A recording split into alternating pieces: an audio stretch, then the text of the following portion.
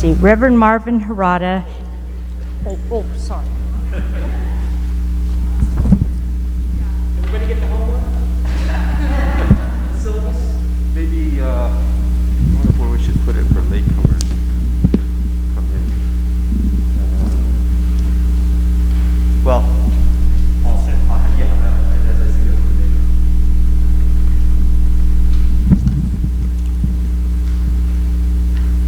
Okay, Reverend Marvin Harada is the bishop of the Buddhist Churches of America, and I don't think he needs much of an introduction to the Northwest. He grew up in a small town called Brogan, and today the population is 21.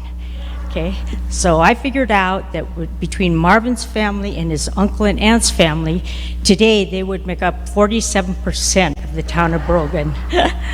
Okay, he attended the Idaho-Oregon Buddhist Temple, which is 31 miles one way. And it was not unusual for them to go to the temple, come home, go to the temple, and come home. So that was probably about 124 miles in one day.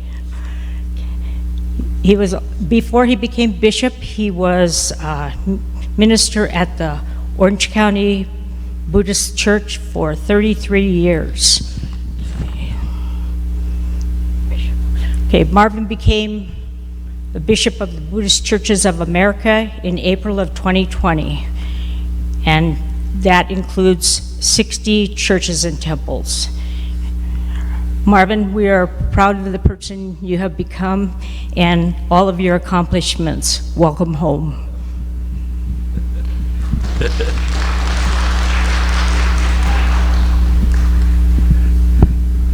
Join me in Gasho. Namo Amida Butsu. Namo Amida Butsu. Namo Amida Butsu.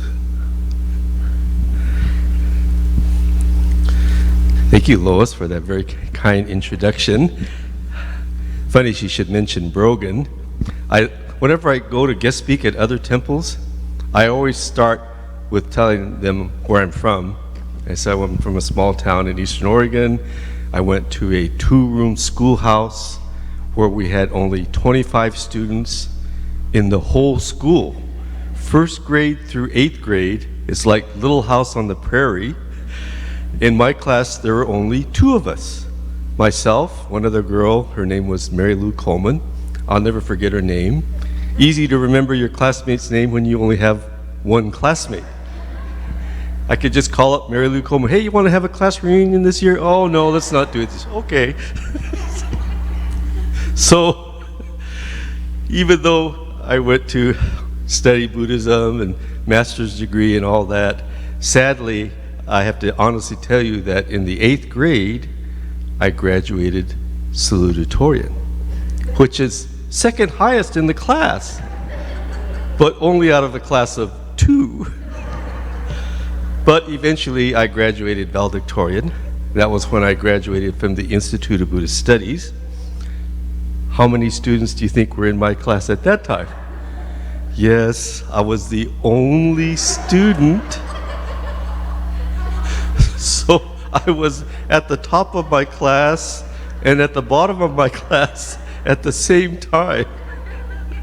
I can't believe they actually had a graduation ceremony for me and a speaker and everything. I think because graduates from IBS were so rare in those days, you know, one every 3 or 4 years, they had a graduation for me.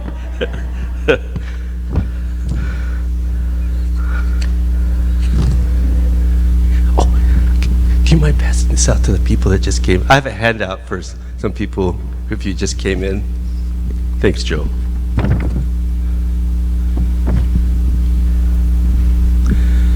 So the topic for this afternoon is growing our sanghas, growing our sanghas. So as we have on the first sentence there, over the past 10 years, the BCA lost 28% of its membership. 28% in 10 years. Clearly, we cannot continue that trend. In a couple of decades, we'll be gone, right? So, with the pandemic, we had to bend the curve this way, right? With our BCA, we've got to bend the curve this way. We have to level off our decline, and we have to grow our sanghas. Not just for the benefit of the BCA budget, but we want Shin Buddhism to be one of the schools of Buddhism that becomes thriving and is shared in this country. I mean, that's our motivation, is to share the Dharma. But as an organization and as individual temples and as a district, we can't continue that decline of losing 28% every 10 years. And there's a lot of various maybe reasons for the decline, but I'd like to try to share some points that I think can contribute to growth, because it's worked in the 34 years that I served at Orange County, and it's worked at a couple of other temples too. So the first most important thing that we can do, as I alluded to this morning, is some kind of a Buddhist education program.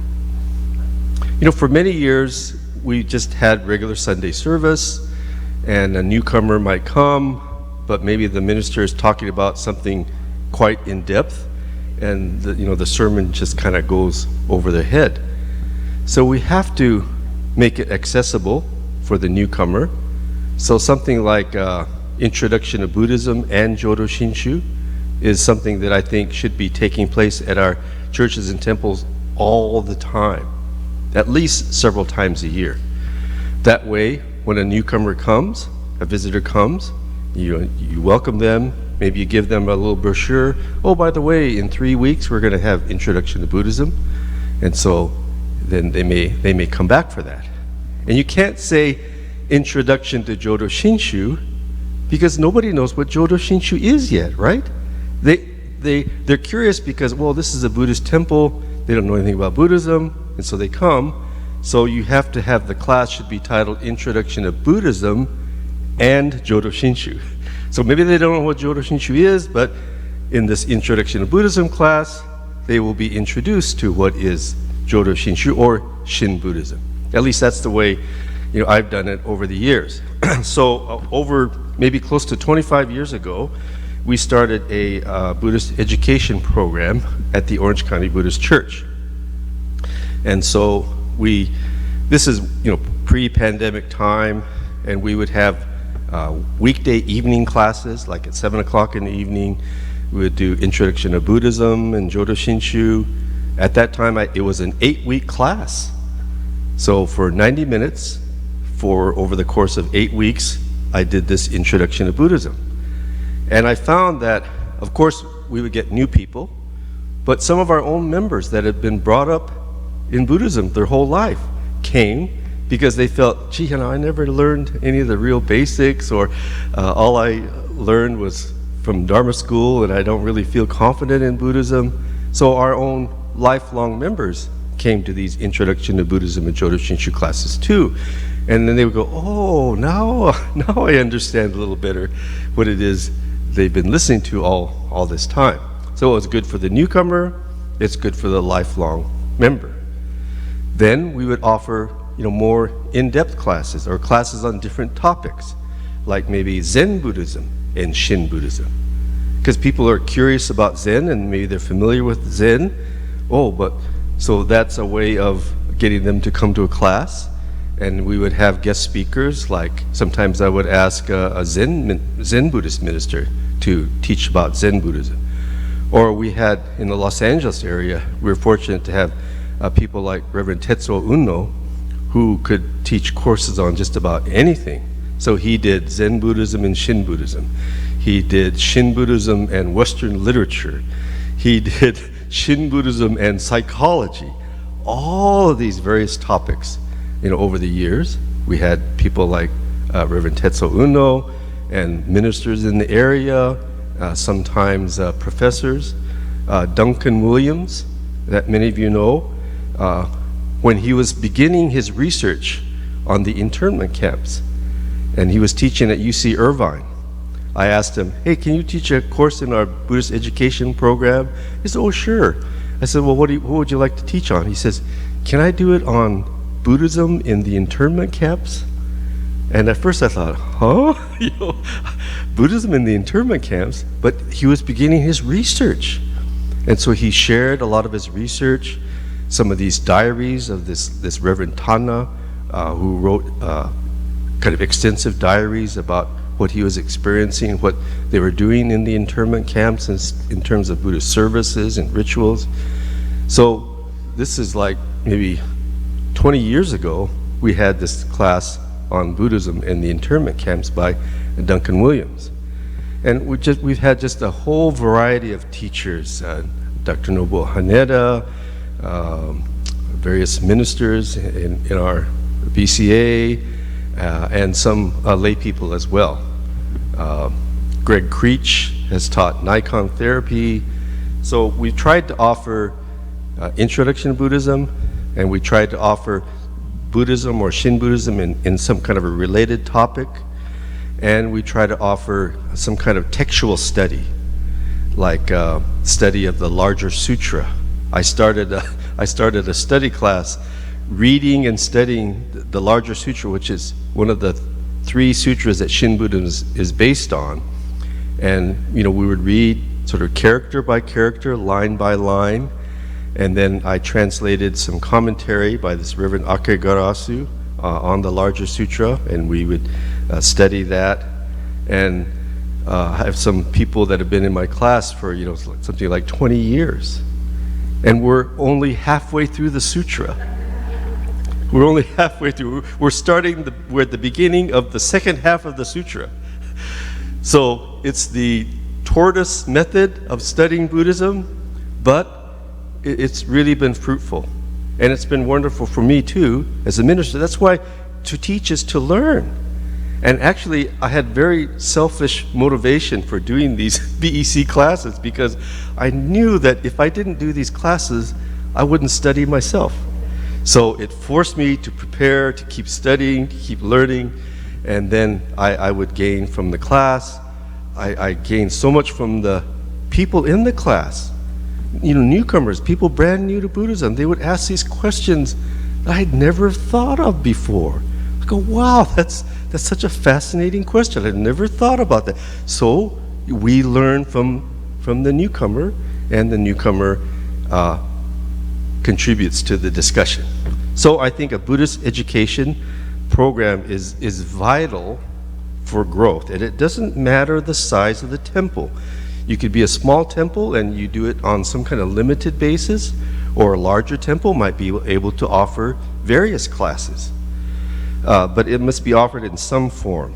And I talked about Introduction to Buddhism and Jodo Shinshu. It could be taught by a minister, it could be taught by a minister's assistant, or by guest speakers. So historically, we haven't spent much on Buddhist education at the local level. And we spend a lot on a new walk for the bazaar or things like that. But when it comes to spending a little money for Buddhist education, we're not quite so used to that. But boy, now is the time.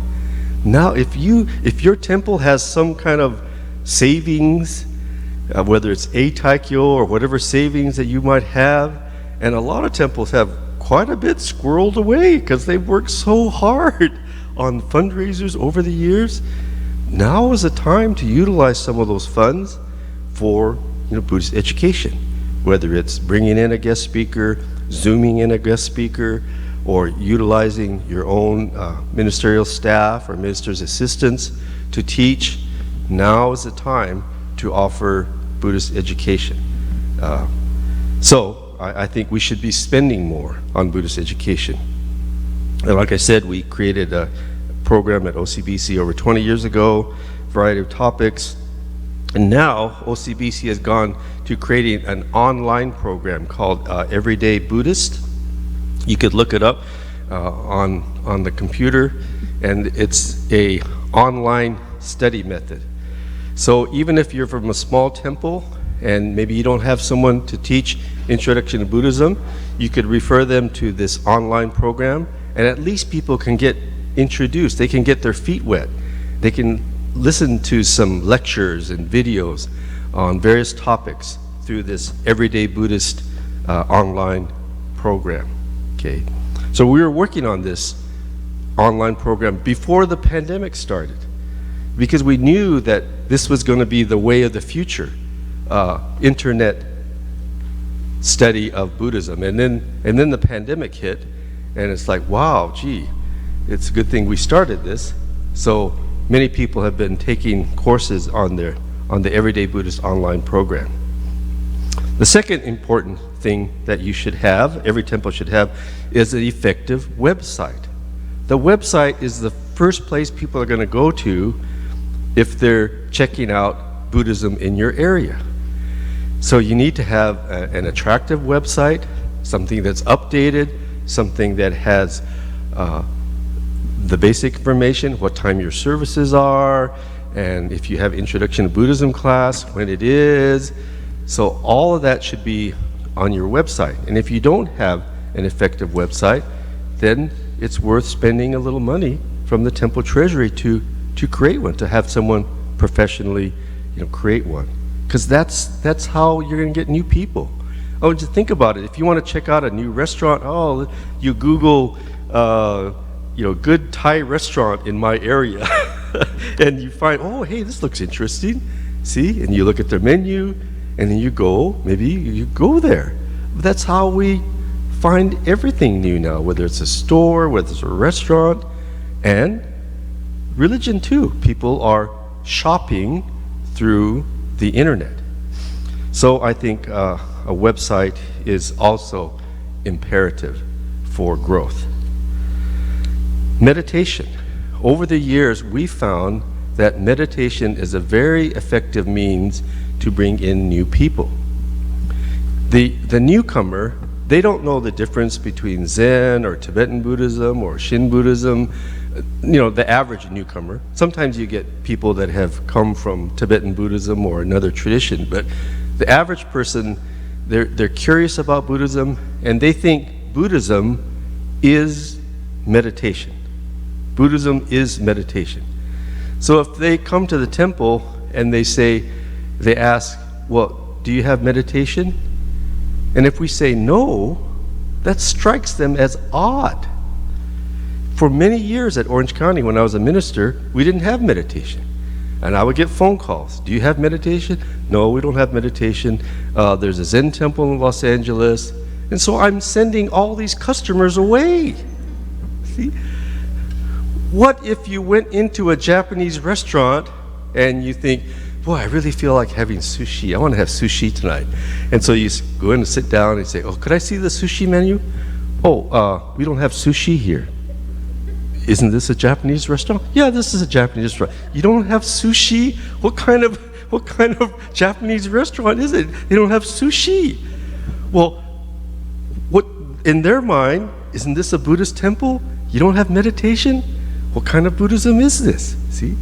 So we started meditation. Now some ministers were doing this for years.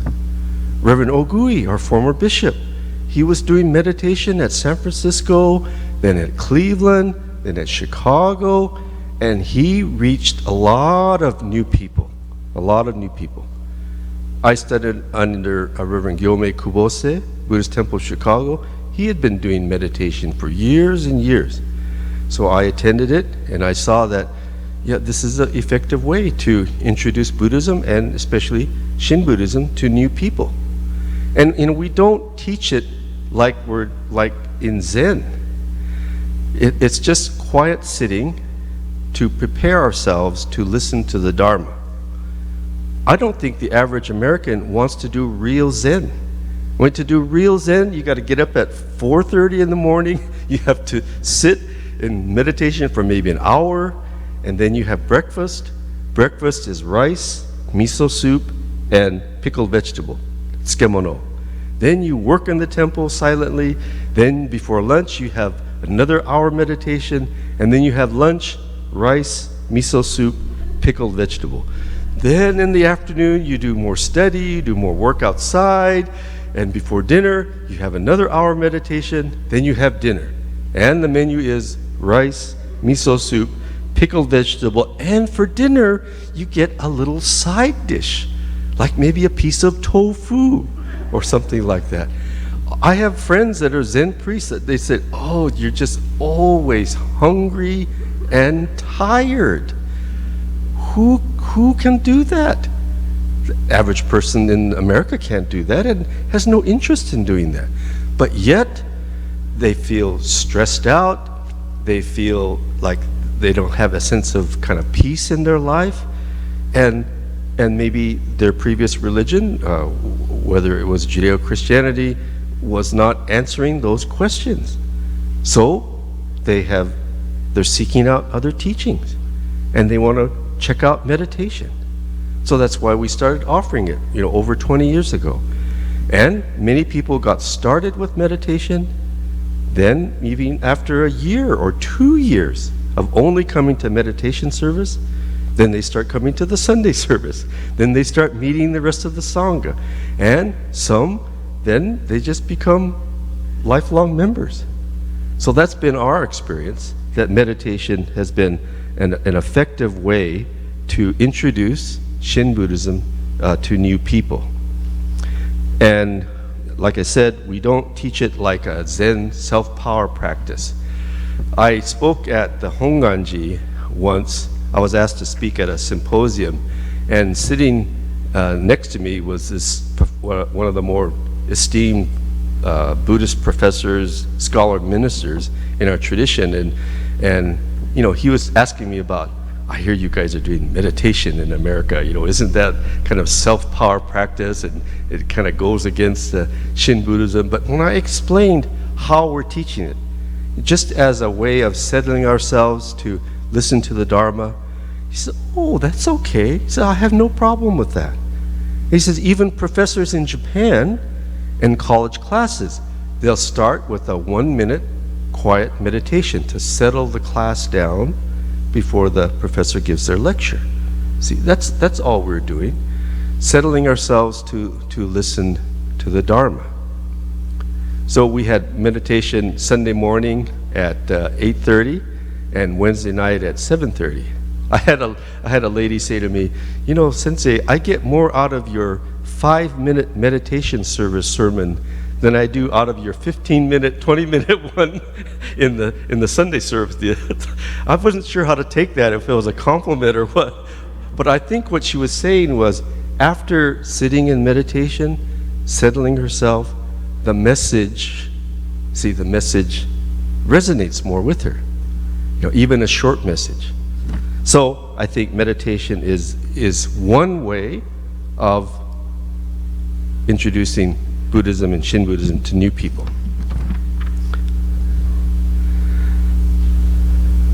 Engaged Buddhism.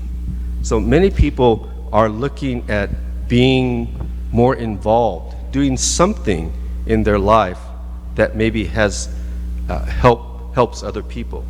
So the Vista Temple, we started, Orange County, we take care of the Vista Temple. They're about an hour and 15 minutes from Orange County. They don't have a resident minister, and maybe 10 years ago, maybe 12 years ago, we started supervising the Vista Temple. And so we started this first at Orange County, a Dharma recovery program to try to help people with addictions, whether it's alcoholism or drug addiction. We started this recovery program because I felt that it really fits in with the Buddhist teachings. So at Vista, they started it, and it's been really, really effective. They get 10 to 15 people at their gatherings. They interject a little bit of Buddhism to help people understand what they're going through in terms of their addiction problem. And they found that many new people, some of those people have become wonderful members. So I think this is something that we can do. And this is an issue within our own sanghas that we have to address. There's people in our own sanghas that have either alcoholism or drug addiction issues. Don't you know people within your own circle of friends or family? You know, we had a family, a young person grew up actually real close in age to my son. And, you know, I see these kids grow up, play basketball, Boy Scouts, YBA, and then they, you know, I don't see them when they go off to college. So I saw the parents at Obon, and it had been some years since I'd seen their son. So, you know, talking to them, I says, oh, you know, how is your son, you know, so-and-so, let's say Johnny.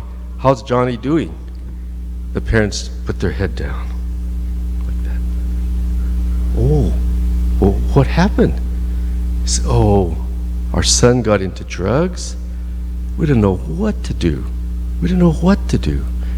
But he said he's off of drugs now, but he's just home. He really has no life.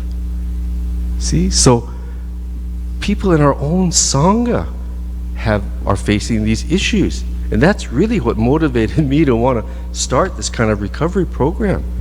So well, if we had a program at the temple, maybe this young man would seek help if it was at the temple. So I think this is one thing we can do. We can do something engaged to help people with various life's issues. Next point, be a warm and welcoming Sangha. I think most temples are trying to do a better job of this, but historically we haven't always been the best at this. And I've heard these horror stories from people, especially newcomers who've gone to our temples, and fortunately stuck it out. You know, one man told me, yeah, I went to a temple and I was just looking at the flyer in the window, and someone came out of the office and says, what do you want? You know, oh, well, I was wondering when your services are, you know. So if we're a warm and welcoming Sangha, then people will want to come back. At the Vista Temple, one Sunday I was there, and there was a young Hispanic woman. And so that was her first visit. And after the service, she's asking the president of the temple, how do I become a member? This is her first visit. So I asked her, you know, you don't have to become a member after just one time. You know, you could take your time with it. I says, why do you want to join today? She says, oh, I feel so much at home. I feel so much at home. Like she had found her home. So we need to be a warm and welcoming Sangha. One of our ministers at Orange County, Reverend John Turner, he and his wife got started, and then one of our members passed away, and the wife was telling me, you know, the Turners had only been coming for like 5 or 6 months, and then she lost her husband, and the Turners came to her husband's funeral.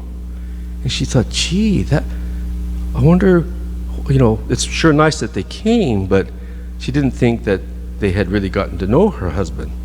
And so she asked them, she went up to them and said, oh, thank you for coming, you know, to my husband's funeral. And John and Linda said to her, the first day that we came to Orange County, your husband was the first one to talk to us, introduced himself. That's why we'll never forget him. See? And that's why they wanted to come and pay their respects, even though they'd only been there, you know, 6 months. So that kind of how we welcome people and connect with them is really important, I think. And we should focus on our strengths. One of our strengths is that we're really family-friendly Buddhism, something for all ages.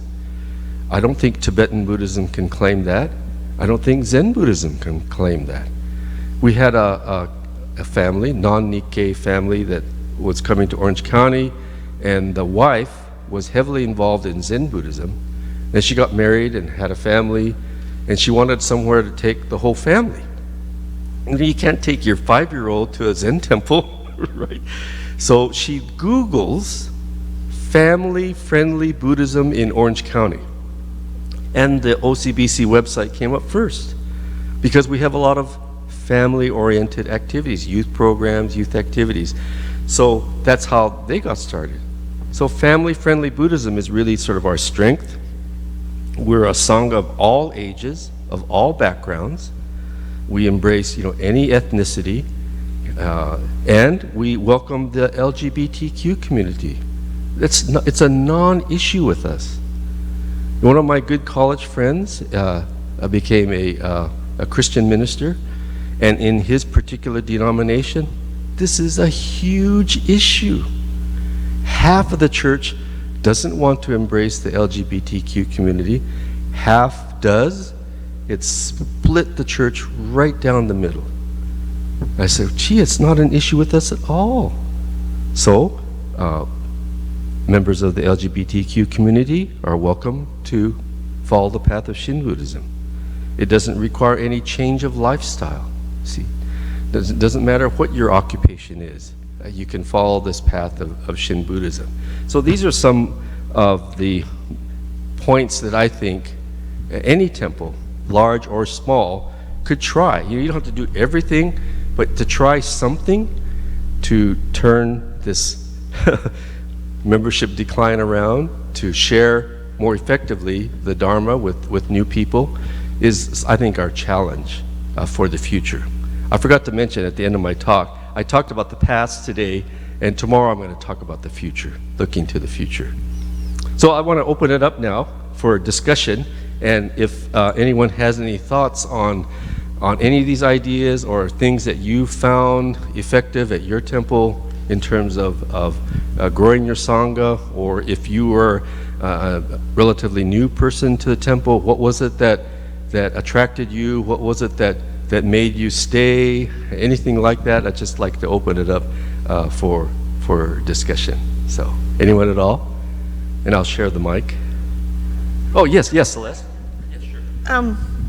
On the recovery program? Go ahead and use the mic. Oh, on the recovery program, did you get a temple? Was there a temple person that was trained in addiction recovery? Yes. Or was it someone outside? So when we first started it, 2 or 3 people stepped forward, and they're recovered alcoholics.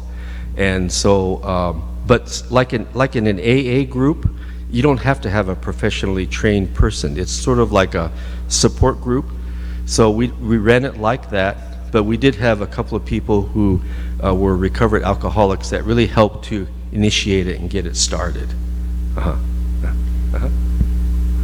Yes. Yeah, Amy? How do the numbers compare to other Numbers. You know, that's a good question. I know other religions too, Christianity too, is seeing sort of a drop. And I'm really been trying to find figures on other Buddhist traditions. Are they growing or are they declining? But I haven't been able to find those kind of figures yet. But I know there's like Zen, there's about 300 Zen groups in this country. In Seattle area alone, there's something like 20 different Tibetan groups.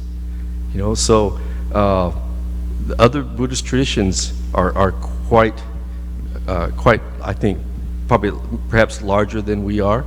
But it would be interesting to see some actual data. Good question. Yes? I'm from Spokane, and we find that people are afraid to come into the temple the first time. They don't know, do we sit on the floor? Do we take our shoes off? They have all these questions. So we have an open house for every fundraiser, and that brings them in for, fun to eat, and then they go upstairs and see the temple, and that seems, we've gotten quite a few new members that way. And then we have an introduction to Buddhism the following week, and introduction to Shin the week after that. But it's that getting them in the door the first time. Yes, that's an excellent point. We get sometimes thousands of people that come to our festivals of larger temples, and we haven't always utilized that as a way to introduce them to Buddhism.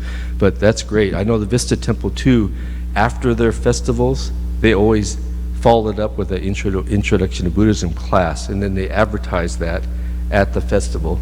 And so that's an effective way. Yes, was it B's your name? Yeah, thank you. So this is kind of like trying to bring across, especially with something that I've kind of noticed with some of the ministers as well, and as well as people who kind of came into Buddhism later on, is that sometimes I've kind of noticed that there are people who, especially like who weren't originally Buddhist but then came later on, is that they oftentimes might have like a more of like, let's just say, a negative perception of Christianity, and sometimes that kind of pervades in like their talks and stuff.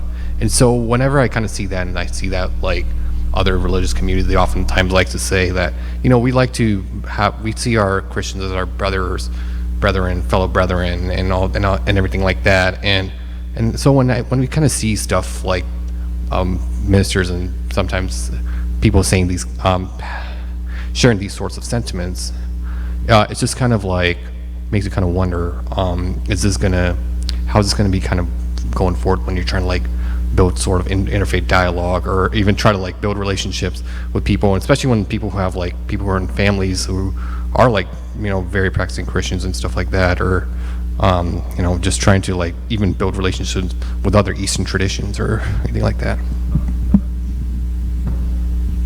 Yes, thank you, B. Yes, that's a good point, yes.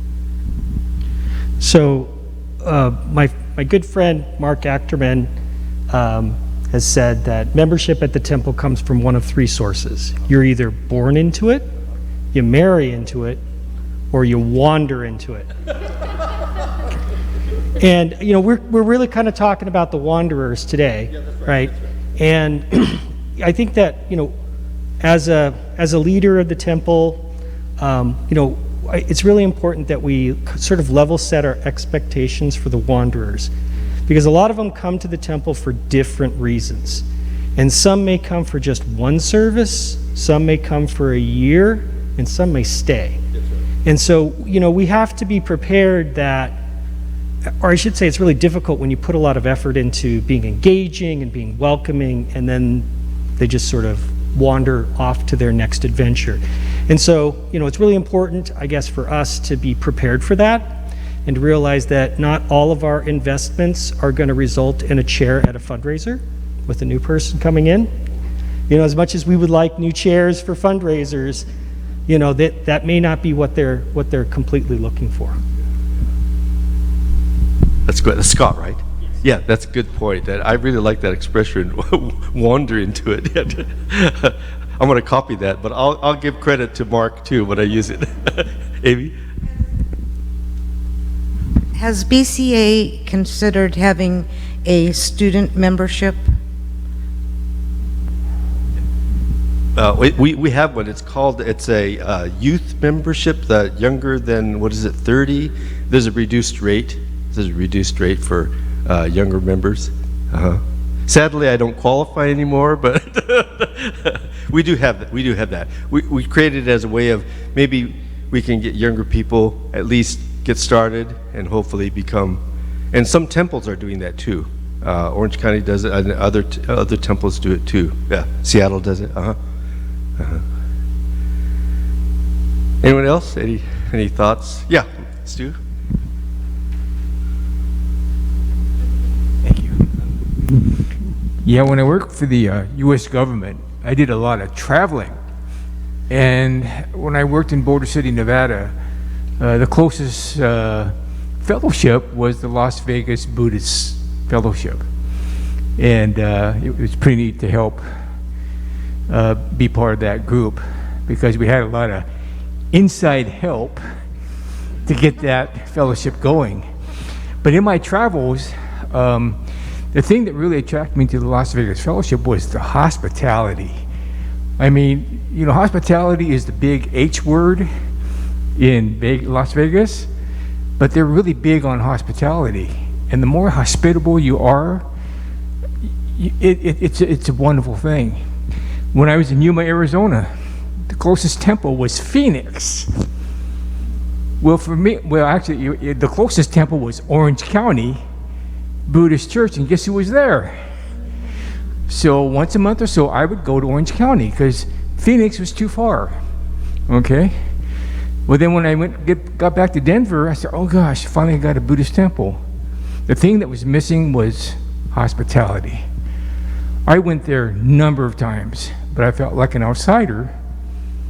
And after a while, it's like I'm not being nurtured. So I think hospitality is a big part of what you do. I know it takes a lot of energy, but for those wanderers that come in, I think that's the first thing that they get exposed to. So, at least for me personally, it was good, and that's why I love coming home, because there's a big H here in the Idaho Oregon Buddhist Temple. Thanks, Stu. You know, when Stu was at the Las Vegas Sangha, you were president, right? Weren't you president of Las Vegas Sangha? Twice. So I was one of the speakers one month. The first time I went there, when Stu was there, we went to his house, and you know me, I mean, I want to go to the casino. And so I asked Stu, well, which casino do you go to? And he goes, oh, I haven't been to one yet. And I go, how long have you been living here? He said, 2 years. 2 years? You've been living here 2 years, you haven't been to a casino yet? I said, well, you're going to one now. Thanks, Stu. But yes, it is important to be warm and welcoming. Anyone else? Any thoughts? Yes. I was particularly interested in the engaged Buddhism. I remember one time that this happened several years ago. A person called the temple, our temple, and asked if we had any volunteer opportunities. And the only thing that could have been, that the person could think of, well, we're having a sukiyaki bazaar, you could come and help us make sukiyaki, which was not at all the type of volunteer activity that they were thinking. They weren't thinking of volunteer to raise money for OBT. They were thinking about something engaged, and that's one thing that I think we're still struggling figuring out what to do. We have a lot of one-off activities. We'll do a food drive and give the money to the Oregon Food Bank, or to something with the school. With Portland State, we did a thing for support the students, but it's a one-off. Instead of having a program that we own, whatever it is, and it doesn't. It matters, but it doesn't matter. What matters is that you have something. And then I guess the other thing that I've been toying with, because we've been looking again at starting up a introductory class. We've done this a couple of different times, and it's only ever lasted one go through, and then that was it. And we've only ever gotten a few people who've stayed, and it seems like with maybe the classes need to be kind of geared towards. And I come from a background that has heavy proselytizing, and so I'm very sensitive to that, and I don't want us to do that. However, it seems like the classes should be kind of geared towards bringing them in. As well as, I mean, this is what Buddhism is, but kind of maybe the last one is like imagining themselves as a member on how, what it would be like, and that, I think the hospitality is very important in that. Is when they can see, oh, I can be part of a larger family. Excellent point, Ken. Maybe some of the young people might have comments too, because I think young people are more interested in being in the engaged Buddhism part of it. They want to, if they want to be involved in a temple, you know, they don't want to just fry tempura. You know, they want to kind of, right. Oh, yes, Sydney? Thank you. Okay, hi, my name is Sydney. I go to the Palo Alto Buddhist Temple. I'm kind of curious about if there's any way that we're measuring engagement versus like membership. I think, at least with my peers, it seems like to be a member and to like pay and remember to send in the check sometimes is hard to remember. Like I think I sometimes lose track. And we have a pledge system, which is really nice. It's really like inclusive. But I think that, I don't want to speak for all millennials, but at least for myself and I think my friends, like we're kind of used to paying for services. So, like we'll pay for like a subscription or like access to like a park or something. And so membership I think is kind of hard for myself to like wrap my head around of like why, you know? And so I don't know if there's like ways to portray like the importance of being a member, or if there's like members only sort of access to things. I just think like to be a member of a religious institution is like something that we're not as, I don't know, open to or keen about, even though it is very important. So I'm kind of curious if there's like different models of membership, and if there's other ways to like measure engagement. Oh, Palo Alto? Like, we have a pledge system, and I think what would be really helpful to me, which we don't have right now, I don't think, is like an auto renewal. You know, just like charge me, like it's fine, but like for me to remember to like at this, you know, to send in a check every so often is just like kind of, it gets lost, you know, like we lose track. I know that Mountain View though, they have like a community membership, which is kind of nice. Like if you're maybe a part of the Tyco group, but you don't want to commit to like being a member, they have that option of like a community member, which I think is kind of cool. But yeah, I'm curious. Those are great ideas. Just the thought alone, you know, subscribe to the BCA. But that's really kind of to think in those terms. I think that's a really neat idea. And then going back to Ken's point about, you know, volunteering, maybe we have ways engage Buddhism for people to just volunteer. I mean, they don't have to be a member yet, but they can volunteer, and maybe as they volunteer, they really feel like they want to belong to our temples, and then it leads to membership. At Orange County, so there's a Chinese Buddhist organization called Tzu Chi. They do nothing but social welfare activities. They build schools and hospitals. So they have in China, but they also have in various cities in the United States. So we had a man who used to go to Tzu Chi and came to Orange County. He said, well, you know, I wanted to learn about Buddhism, but at Tzu Chi they don't have any classes, they don't even have any services. You just do nothing but sort of social welfare activities. So he came to Orange County. Then we had a person that was coming to Orange County for some time, and then she said, well, you know, you guys don't do anything for other people. So she quit us and went to Tzu Chi. So we need some kind of a balance there, right? Yes, Janie? Sorry.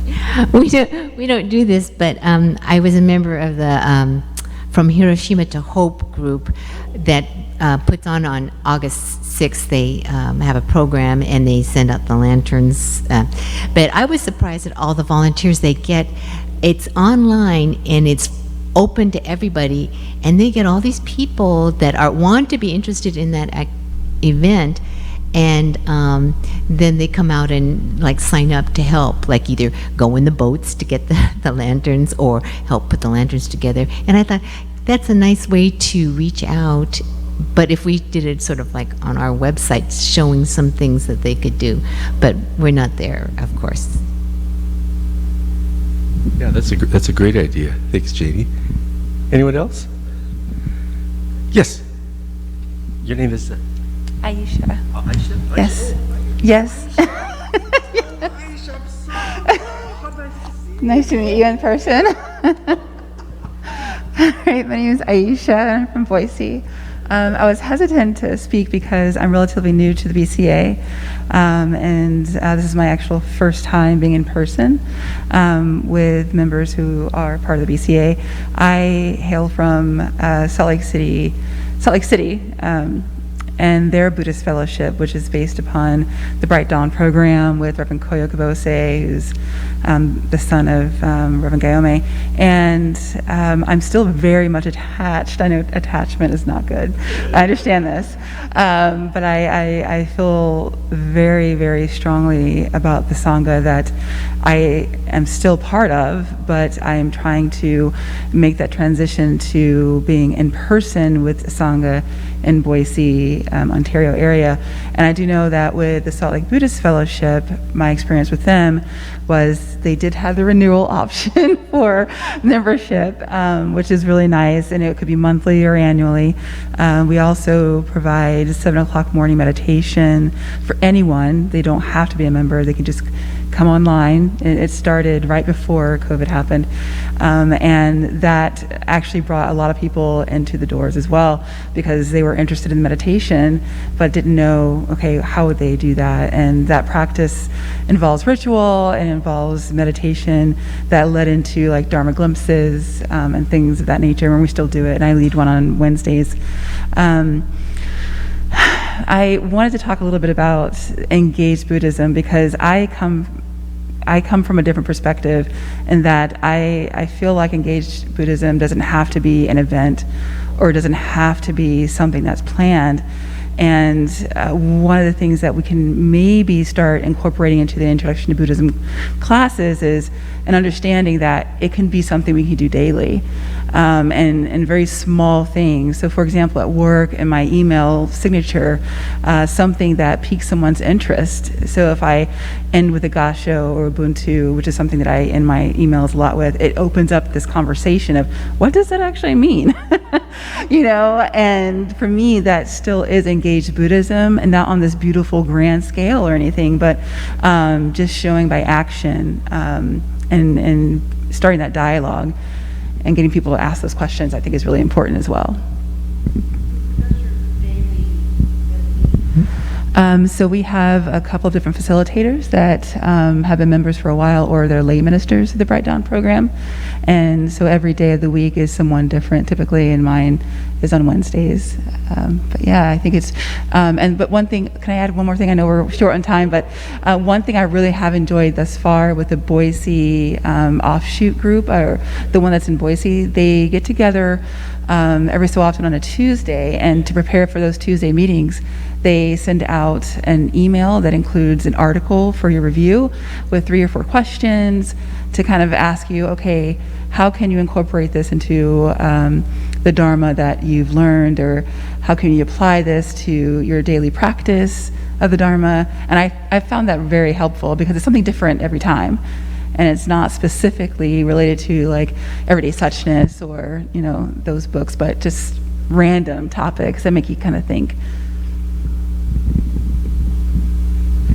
Aisha attended one of the CVE online events, and so I think I was just striking up a conversation before we started, and, oh, where are you from? And she said, oh, I'm from Boise, and you're from Boise? So I said, have you been to the, we have a Boise group, a brand, Hawakai of Idaho, Oregon. She says, no, I didn't know there was a Buddhist group in Boise, and so I hooked her up with the people here, and then came to find out that she studied under Reverend Koyo Kubose, the son of Reverend Gyome Kubose, whom I studied under. And Reverend Koyo Kubose, he did this online lay Dharma teacher training.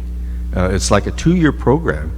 And so I've met many people over the years that studied under that program. And so it was a totally unique, different way of sharing the Dharma. Thank you, Aisha. Yeah, Pete?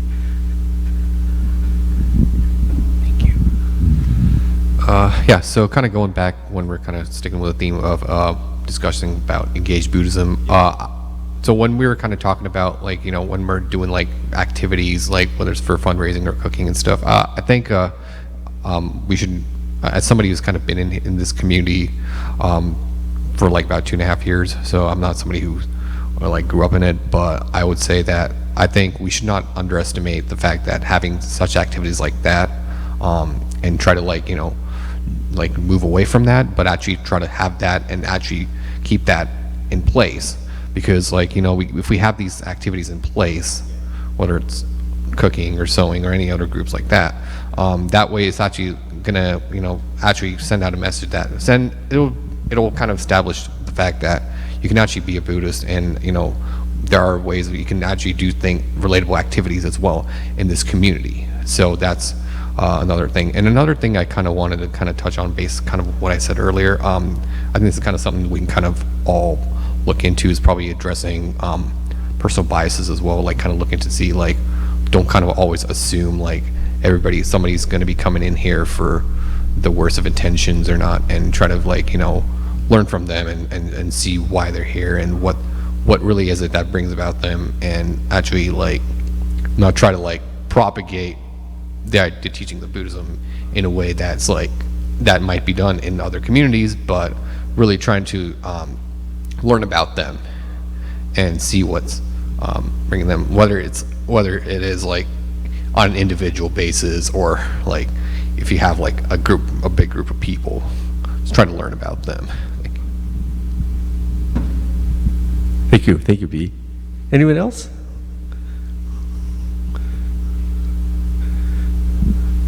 Yes.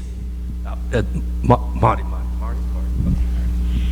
I think that at our temple, having people work on the fundraisers is a great way for them to get to know the Sangha, because otherwise they're often too shy to come downstairs and have coffee or go to Dharma discussion. They'll come to service and they'll just leave. But so a lot of those people then come and make senbei or whatever for the fundraiser, and then they're sitting around a table with the Sangha members, and those people tend to come back.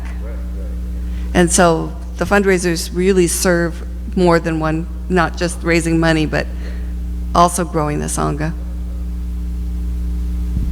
Good point. Especially if a member helps them, trains them. Okay, this is how you make wontons. Anyone else? Yes, yeah, Joe? One little thing. So the pandemic did introduce us to online meetings, but I think that it's a standard means of education both for students and for professionals, and I think that it not only is good for education, but it also, for me, allowed me to be introduced to the group and see that they were real people with good intentions. That broke down some of those barriers of what is it like there, what is expectations, and so got to meet them as real people, and that was a very good, positive first step. Good point. Thank you, Joe. And in my conversation sitting next to Joe, I found out, he does the IT for Spokane, right? And, doing hybrid is real tricky. Like you've got Zoom, but you've got the PA system and the Hondo. And so he was teaching me about the cameras that he uses that kind of solve that issue. So I'm going to try to share the information I got from Joe with some other temples that are struggling with that. Anyone else? Oh, yes. Kanako. Hi. Reverend Harada's this morning's Dharma message about dividing the tasks into threes, right? So the one that I think also really helps is the social aspect of being a member of the temple, and we have newcomers come in, but saying that yes, we do a lot of fundraising for the temple, and we do a lot of things to help in the community, but also within our own group to have that social aspect, I think is also very important to connect with, like some of the older, longtime temple members with the newer, younger members, and they can pass on some of that history, but also give a lot of background so that we, the younger, I'm not that young anymore, but anyways, we, the younger, can learn and benefit from. So for me, I like that, I haven't been able to do a whole lot of that social aspect, but I think it's also very important to bring that connectedness together with newcomers. What Kanako was mentioning about is the Northwest District BWA, the Buddhist Women's Association meeting this morning. I just mentioned to them that many BWA chapters, they're struggling with getting people to join.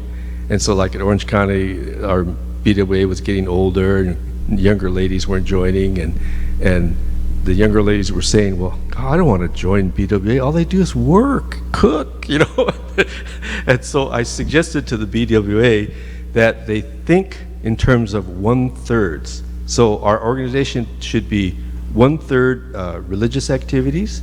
It should be 1/3 service to the temple or community, and 1/3 just fun and social. So I think what happened was the BWA over the years got out of balance, and it was all work, and they didn't have any fun activities. So now they're trying to balance, and they're doing more fun social things, and the ladies are having a great time, and younger ladies are joining, and even a couple of men have joined BWA, you know. So, and I think that's true for all of our organizations. YBA, the adult group, BWA, you know, 1/3 religious, 1/3 service, and 1/3 just fun and social and making new friendships. Yes, Celeste? Yeah, speaking of fun, this was before pre-pandemic. We started a thing called Beer with Buddha. So once a month we'd meet at a different brewery in town. Spokane has dozens of breweries. And that was kind of fun too, and the paper picked that up, you know, they would advertise that. We also did morning coffee, Saturday morning coffee clutch too, that helped them. Great. Well, cheers to that idea. Yeah, yeah. And on that, I think we'll close. Yeah, wonderful idea. So thank you everyone for sharing the thoughts and comments and questions during our discussion. And like I said, tomorrow for the closing service, I'm going to focus on the future. So if you join me in Gasho, Namo Amida Butsu, Namo Amida Butsu, Namo Amida Butsu, Namo Amida Butsu, Namo Amida Butsu. Thank you. I believe there's maybe a 15-minute coffee break now.